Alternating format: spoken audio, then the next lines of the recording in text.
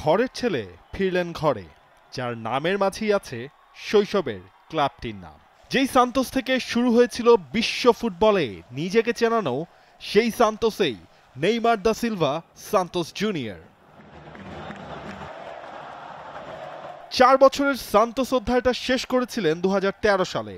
17 বছর পর যখন ফিরছেন তখন পুরো সাও পাওলোতেই যেন ছিল উৎসবের রাত, যা এসে মিলেছে সান্তোসের ভিলা বেলমিরো স্টেডিয়ামে। রাজপুত্র নেইমারকে রাজকীয়ভাবে বরণ করে নিতে কত আয়োজন।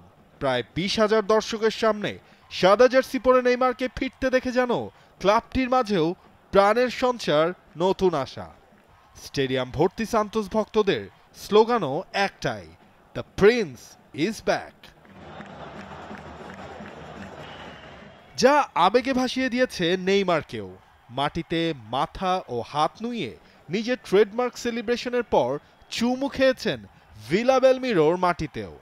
নেইমার এখন তার আপন ঠিকানায়, তবে এবার জার্সি নাম্বারটা বদলেছে।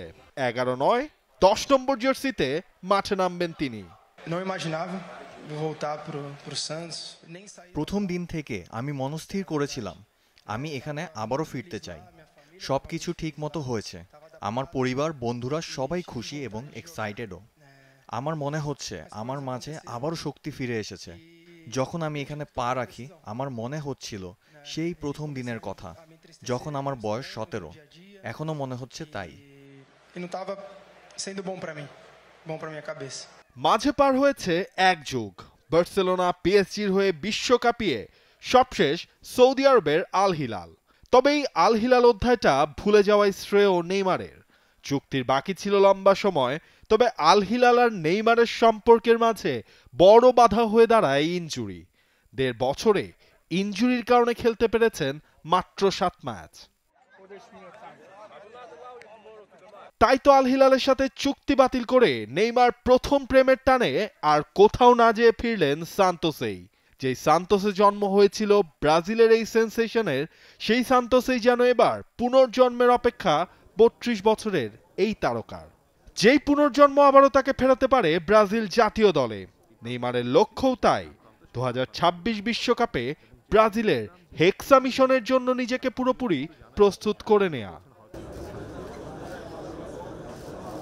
নাভিল খান, টি স্পোর্টস।